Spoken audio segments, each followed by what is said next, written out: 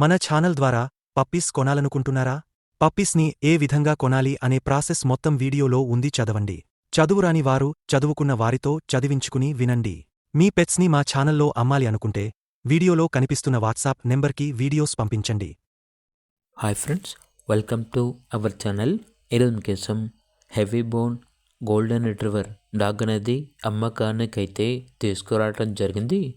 Dog యొక్క age వచ్చేసి 16 months.